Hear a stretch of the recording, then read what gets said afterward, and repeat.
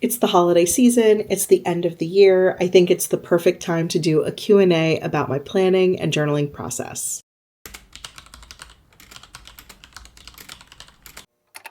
Hi everyone, my name is Nisha Sharma. I'm a young adult and an adult contemporary romance writer. I'm also a PhD student and a new mom, so obviously I need a planning system that works well with my chaotic life. I am so excited to make this video because I love talking about my planning and journaling process. Last week, I posted a question over on Instagram asking my followers if they had any topics they'd like for me to discuss in a full-length video, and I collected some really fantastic responses. So I want to start with the very first question I received, and I have my notes ready. This question comes from Jasmine Guillory, who, by the way, is a really phenomenal writer. I highly recommend you go and you pick up Jasmine Guillory's books, especially if you are interested in rom-coms. Jasmine asked me, what kind of pens do you use? I know that fountain pens are all the craze right now, and I really appreciate and respect people who collect fountain pens and who take the time to talk about ink and nibs and the weight and structure of a fountain pen.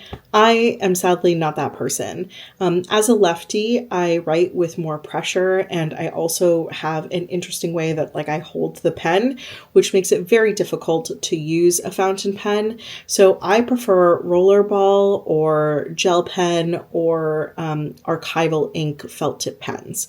So my go-to pen that I will always have on hand is the Micron Pigma 04, and this Micron pen is in the size 0.5. Archival ink is great when you have highlighting and when you tend to drag your hand behind when you're writing, so you want to avoid smudging because it's pretty quick dry. If I want a thicker line, I usually get the 0.75, which is actually very difficult to purchase, so you have to special order it. Or if I want something a little bit smaller or thinner, if I'm writing in a smaller space, I get the 0.4. So archival ink is like my go-to, but gel pen and rollerball ink is also something that I gravitate towards. Will I ever get into fountain pens and try to adjust my grip so I can use a fountain pen? I don't know. I doubt it. But who knows about tomorrow? No one knows. The second question I received comes from Grace. Grace asked, I'd love to know what kind of layouts you like and how you set them up. So historically, I have been a bullet journal user. I used a bullet journal for almost 10 years before it really became super popular. I used to have stencils and stickers, and I used to play with layouts, but I found that using a bullet journal was really about the aesthetic layout more than it was about the functional planning aspect of it. So I have kind of gravitated away from bullet journaling. After bullet journaling, I started to use the Erin Condren dailies and the Erin Condren complete planner, which had monthly, weekly, daily spreads. I used to really get into using stickers and decorating all of my spreads that way. Also have gravitated away from that. For the last 5 years, I have used the cloth and paper inserts, and I've sort of Franken-planned my cloth and paper. So I do the monthly spreads, then I do weekly spreads, I do daily spreads, and then I have grocery list pages that I kind of stack together. They don't naturally come in that order, but because of the way that those papers are printed, I'm able to kind of put them together in a format that works well for me. I know that people have suggested things like the Hobonichi, the Sterling ink. They've suggested other different planning layouts for me. I've also tried digital planning. I've gone through the gamut, and I think in terms of what is really attractive to me for layouts is a monthly that is a Sunday start, and a daily that has 6 a.m. through 9 p.m. Now, transparently, cloth and paper dailies don't have a 6 a.m. start, but I will write in 6 through 9 p.m. On the dailies in order to kind of give me that like the time frame that I need to use it for. So that's the kind of layouts I prefer. The way I set it up is a little bit more of a longer answer. And I think I'm going to do a video about that in January. So if you follow me here for long enough, you will see how I set up my layouts, especially into the new year, where I am going to actually try something different than cloth and paper. So you get to see my planning journey in real time. The next question comes from Queen Narwhal, and it is, do you set reminders to journal? And I love this question. So I used to really be a dedicated journaler when I was a child, all through high school. I got away from it in college and law school, and then I really had a hard time picking it back up until I was working a full-time job, and I really needed a moment of reflection in the morning.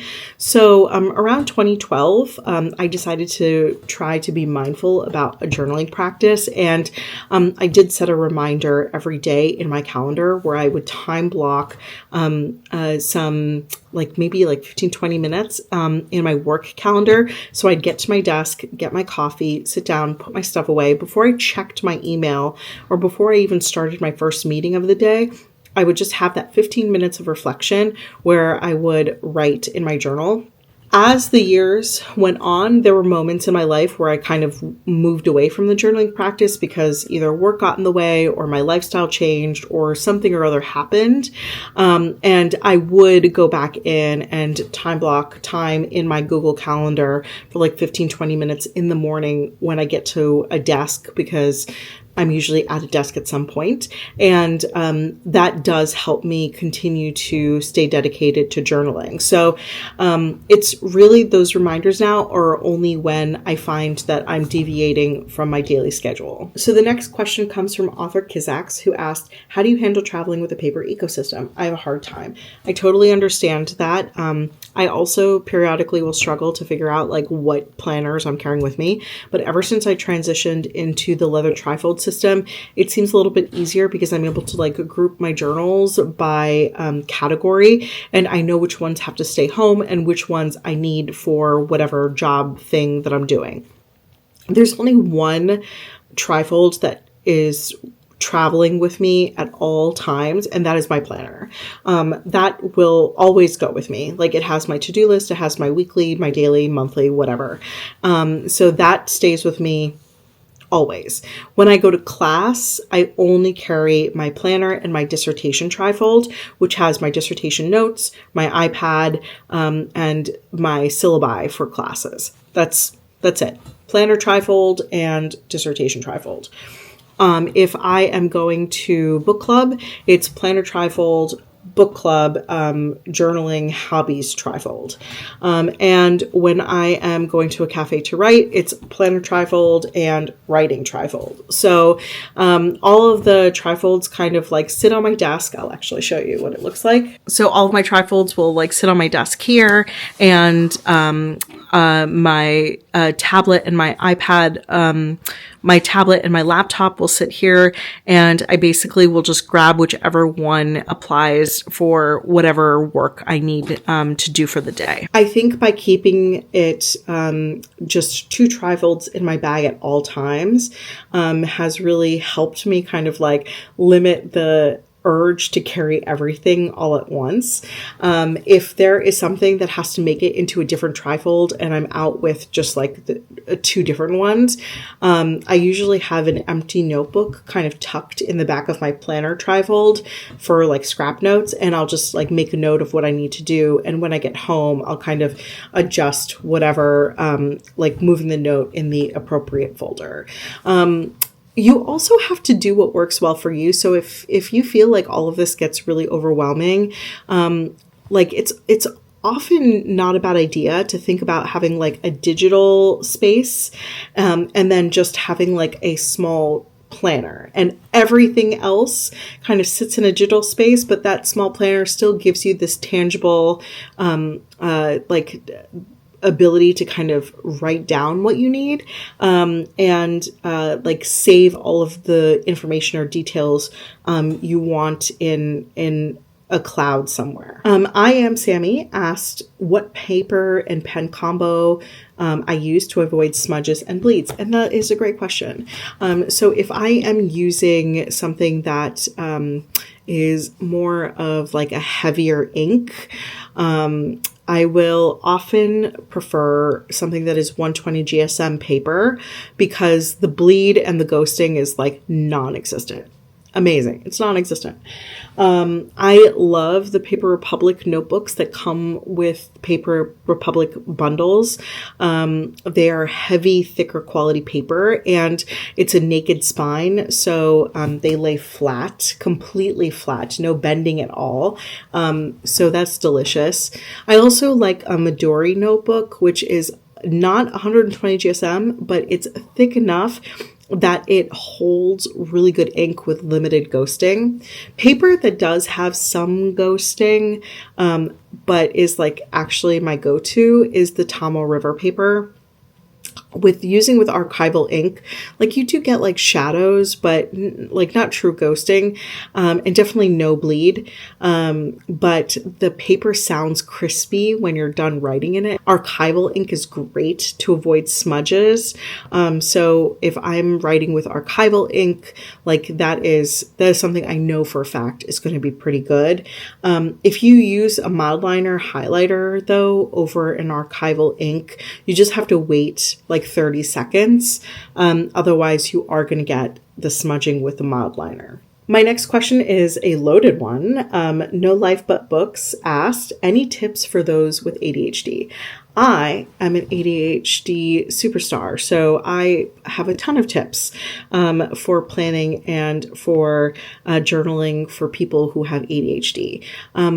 I am definitely interested in doing a longer form video about this, how I kind of work with planning and journaling that kind of like fits my ADHD lifestyle. But I will tell you the number one tip is if anything feels overwhelming or if you are scattered and you're really, really struggling to figure out like what works best for you, always start with a to-do list and write down every minute thing that you have to do on that to-do list, because your brain gets a serotonin boost when you check it off and it keeps you focused and it actually triggers the ADHD hyperfixation mode. So a to-do list is really a great way to start with planning and journaling. Need to know your favorite type of paper, being lined or grid, if it's toned or just white. This is a great question, and I'll start with the lined or grid part of the question. I actually prefer dot grid. I don't like graph. The dot grid gives me like a little bit more flexibility, but it also gives me the structure. So like I'm not writing all over the page. When it comes to paper color, I recently read an interesting article about bright white actually being a little too stark, and it is something that is repellent to our brains. So a cream color or a softer toned paper is something that's more pleasing to the eye, and it actually gets people to like use the paper more. So for journaling, I actually really prefer a toned paper. My inserts from Cloth and Paper have always been like bright white, and it's never really bothered me before. But I noticed that I really just use that for functional planning. Like I can't journal with Cloth and Paper inserts. It's always like the cream toned paper that's best for me for journaling. So I think it like depends on the actual like what I'm using it for. That like it helps me decide what kind of like toned paper I'm using. So those are all of the Q&A questions I received, but I'm also really curious to know if you have any questions for me, whether it is planning as a writer or if there are other questions you have about school and juggling things like being a mom and also going back to school.